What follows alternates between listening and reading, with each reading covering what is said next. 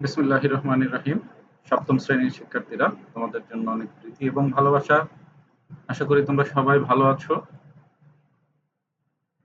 সাহিত্য ক্লাসে আজকে আমরা একটি গল্প পড়ব। গল্পটির নাম হচ্ছে ছবির রং। এটি লিখেছেন হাশেম খান।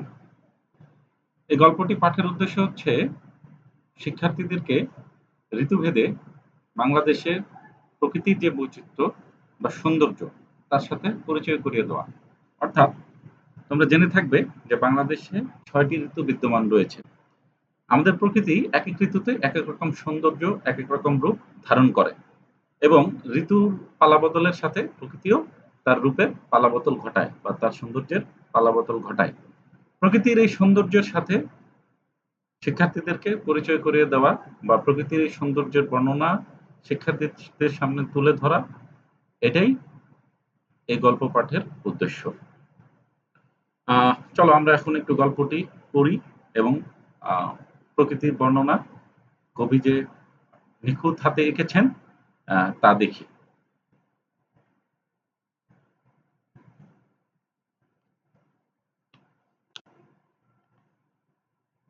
ছবি আঁকতে ইচ্ছে হচ্ছে? কাগজ তো সাদা, পেন্সিলে আঁকা যায়, হাতের কলমটা দিয়েও আঁকা যায় এই সাদা জমিনে। রং হলো খুব ভালো হয়, রং হলে খুব ভালো হয়।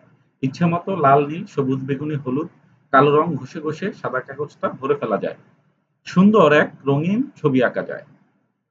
হলুদ, নীল ও লাল এই তিনটিই কিন্তু আসল রং। এই তিন রং থাকলে নানা রঙে ভরা পরিপূর্ণ রঙিন ছবি আঁকা যায়। এই তিনটি রং মিলিয়ে মিশিয়ে অনেক রং পাওয়া যায়। যেমন হলুদ ও নীল মেশালে পাবে সবুজ, নীল ও লাল মেশালে পাবে বেগুনি, লাল ও হলুদ মেশালে পাবে কমলা। এভাবে একটির সঙ্গে আরেকটি রং এবং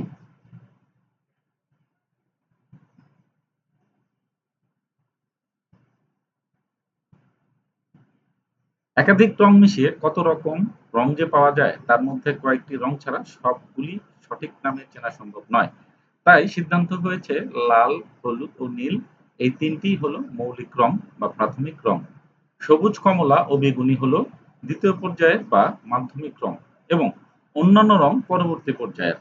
সাদা ও কালো রং ছবি আঁকার ক্ষেত্রে খুবই গুরুত্বপূর্ণ। মৌলিক রং মিশিয়ে দুটো রং পাওয়া যাবে না। তবে সবুজ ও লাল ঘন করে মিশিয়ে কালোর কাছাকাছি কারো একটি রং তৈরি করা সম্ভব। রংধনুর ৭টি রং। বৃষ্টির পর আকাশে যখন রংধনু ফুটে ওঠে, একটি একটি করে গুণে ৭টি রং খুঁজে বের করা যায়। হলুদ, কমলা, লাল, সবুজ, নীল, বেগুনি ও গোলাপি। বাংলাদেশে বাংলাদেশ ষড়ঋতুর দেশ। বছরে ১২ মাসকে আমরা ২ মাস করে প্রকৃতি ও আবহাওয়ার কারণে ভাগ করে নিয়েছি। বৈশাখ ও জ্যৈষ্ঠ এই ২ মাস গ্রীষ্মকাল। আবহাওয়া থাকে শুষ্ক ও গরম। বৃষ্টি হয় কম। গাছপালা, খাল-বিল, নদী শুকিয়ে যায়। প্রচণ্ড রোদে গাছের সবুজ সতেজ রং বিবর্ণ হয়ে যায়। আবার হঠাৎ করে আকাশে কালো রঙের মেঘের ছুটাছুটি, বিদ্যুৎ চমকানো, সঙ্গে কানে তাল লাগা, প্রচণ্ড শব্দে বজ্রপাত হয়। তারপর ঝড় ও বৃষ্টি। প্রকৃতিতে রঙের নানা রকম খেলা চলে। রং-বেরঙের ফল, আম, জাম, কলা, লিচু, তরমুজ এই গ্রীষ্ম ঋতুতে পাওয়া যায়।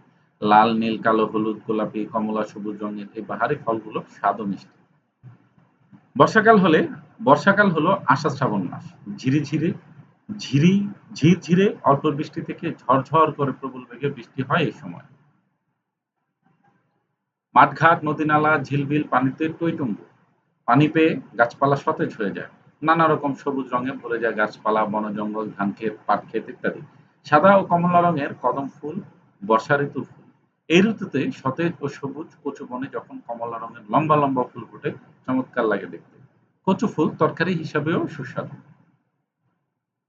শরৎকাল সাদা ও স্বচ্ছ নীলের ছড়াছড়ি। ভাদ্র আশ্বিন এই ২ মাস শরৎকাল। এ সময়ে বৃষ্টি বসে যায়। সুন্দর নীল আকাশে পেঁজা তুলোর মতো গুচ্ছ গুচ্ছ মেঘ ভেসে বেড়ায়। গাছপালা, নদী-নালা, প্রকৃতির সবকিছু এই ঋতুকে ঝকঝকে নদীর ধারে আ ঋতুতে ঝকঝকে। নদীর ধারে ও বিলে অল্প পানিতে কাদামাটিতে সবুজ গাছ থেকে বের হয়ে আসে নরম সাদা কাশফুল। শরৎকালের একটি বিশেষ বৈশিষ্ট্য হচ্ছে শরৎকালে আমরা প্রকৃতিতে কাশফুল দেখতে পাই, যেটা আসলে খুবই আ মনোরম। বাতাসের দোলায় এই কাশফুল যখন দোলে সুন্দর নরম রঙের কারণে মনে হয় কারণে মন তখন আনন্দে নেচে ওঠে। বিলে পুকুরে এই সময় শাপলা ফুল ফোটে। বেশিরভাগ শাপলা সাদা, লাল শাপলাও আছে, যা দেখতে খুবই সুন্দর। ভরা নদী ও খালে সাদা, লাল, নীল ও হলুদ বিভিন্ন রঙের পালতোলা নৌকা চলাচলের দৃশ্য মোহনীয়। আচ্ছা, হেমন্ত ঋতু হলো কার্তিক ও অগ্রহায়ণ মাস। হ্যাঁ, আচ্ছা, সবুজ ধান ক্ষেতের রং হলুদ হতে শুরু করে, অর্থাৎ ধান পাকতে শুরু করে। ঋতুর শেষ দিকে অর্থাৎ অগ্রহায়ণ মাসে পুরো মাঠে হলুদ বা গেরুয়া রঙের বাহার ধান পেকে গিয়েছে। চাষিরা দল বেঁধে ফসলটা কাটা শুরু করে। এরপরেই পৌষ ও মাঘ মাস, শীতকাল, বনে জঙ্গলে বাড়ির আঙিনায় সর্বত্রই নানা রঙের ফুল ফোটা শুরু হয়। এই ফুল ফোটা শীতের পরে বসন্ত ঋতু পর্যন্ত চলতে থাকে। শিমুল, পলাশ আর কৃষ্ণচূড়া গাছে যখন ফুল ফোটে, হলদে গাছের ঝলমলে হলুদ রঙের ফুলে পুরো প্রকৃতি যেন রঙের উৎসবে মেতে ওঠে। মাঠে তিলের ক্ষেতে সাদা ও হালকা বেগুনি ফুল এবং সর্ষের ক্ষেতে ফুলে ফুলে হলুদের বন্যা নামে এই শীতকালেই। শীতের কারণে মানুষের পোশাকে আসে রঙের বৈচিত্র্য। লাল, নীল, হলুদ, কালো বিচিত্র রঙের গরম কাপড় ও টুপি ব্যবহার করে মানুষ। শীতকালে কুয়াশা ও প্রকৃতিতে ধোঁয়াটে ধরনের এক মায়াবী রং আমাদের চোখের সামনে তুলে ধরে। খুবই ঠান্ডা ও বরফ পড়া দেশ থেকে চলে আসে আমাদের দেশে লক্ষ পাখি। ঝকঝকে উড়ে আসা এরা আশ্রয় নেয় আমাদের দেশের খাল-বিল, নদীতে, যাদের বলা হয় অতিথি পাখি। রং-বেরঙের পালক এসব পাখি। শীতের শেষে বসন্তের শুরুতে এরা আবার চলে যায় নিজের দেশে। ফাগুন ও চৈত্র বসন্তকাল। ফাল্গুন ও চৈত্র হচ্ছে বসন্তকাল। ষড়ঋতুর শেষ ঋতু। এ সময় গাছে গাছে যেন প্রতিযোগিতা। কে কত সুন্দর ও সতেজ ফুল ফোটাতে পারে। নানা রঙের পালকে সেজে ছোট বড় সব পাখি গাছে গাছে নেচে বেড়ায়, উড়ে বেড়ায়। ফুলের মধু খেয়ে উড়ে বেড়ায় আনন্দে। অন্যদিকে হাজার লক্ষ রঙিন প্রজাপতি, এত রং, রং-বেরঙের যে হিসাব করা সম্ভব নয়। নানা রঙের মোহময় প্রেরণায় মানুষ স্বভাবসুলভ আনন্দে মেতে ওঠে। বাসন্তী ও উজ্জ্বল রঙের পোশাকে সাজসজ্জায় উৎসবে মেতে ওঠে। তাই বসন্ত ঋতুই হলো রঙের ঋতু। বসন্ত ঋতুকে বলা হয় রঙের ঋতু। অনেককাল আগে থেকেই বাংলাদেশে ষড়ঋতুতে আমাদের পরিবেশ নিসর্গে উজ্জ্বল, সুন্দর, নানা রঙের যে সমাবেশ ঘটেছে, রূপের রকমফের ঘটে চলেছে তা বাঙালির মনকে নানাভাবে প্রভাবিত করে চলে। এখানে বলা হয়েছে গল্পটির নাম যে দেওয়া হয়েছে ছবির রং, ছবি বলতে বোঝানো হয়েছে প্রকৃতিতে, আর রং বলতে বোঝানো হয়েছে প্রকৃতি এই যে বিভিন্ন ঋতুতে বিভিন্ন রঙে সাজে সেটাকেই।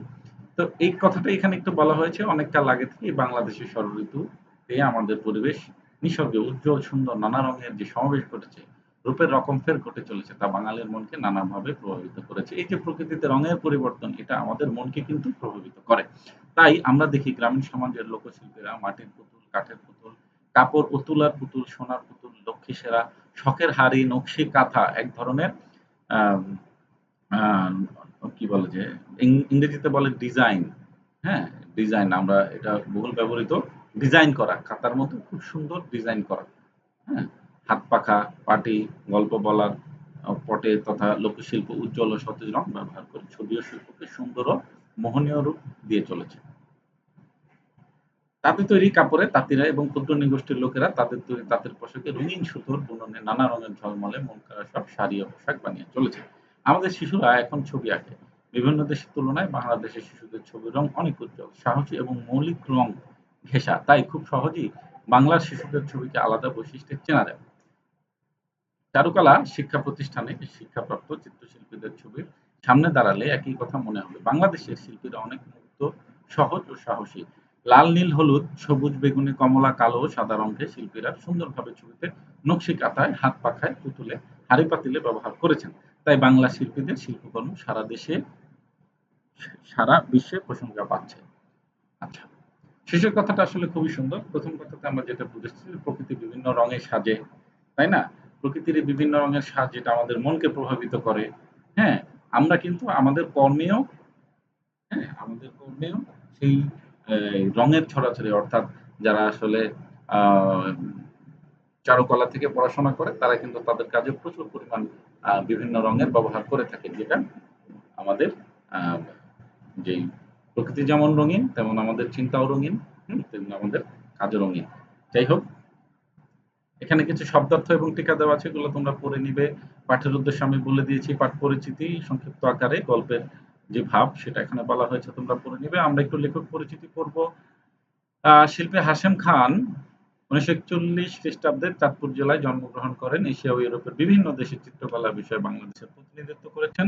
বঙ্গবন্ধু স্মৃতি জাদুঘর ও ঢাকা নগর জাদুঘরের তিনি অন্যতম প্রতিষ্ঠাতা। ছবি আঁকার পাশাপাশি তিনি সাহিত্য চর্চা করেন। তার উল্লেখযোগ্য বই ছবি আঁকা, ছবি লেখা, জয়নুল গল্প, গুলিবিদ্ধ ৭১। স্বল্প পরিসরে লেখকের পরিচিতি দেয়া আছে। যাই হোক, শিক্ষার্থীরা আমি তোমাদেরকে একটি বাড়ির কাজ দিয়ে দিব। আহ বাড়ির কাজ এখানে ১ নাম্বার যেটা দেয়া আছে, উদ্দীপকটি দেয়া আছে। তোমরা উদ্দীপকটি পড়বে। আমি উদ্দীপকটার শুরুর লাইনটা পড়ে দিচ্ছি। গত ডিসেম্বরে রিংকু তার মামা বাড়ির আলোক দেয় বেড়াতে যায়। তার মামা তাকে সেখানকার স্কুলে নিয়ে যান। স্কুল প্রাঙ্গণে নানা রঙের অনেক ফুল আর প্রজাপতি দেখে সে মুগ্ধ হয়।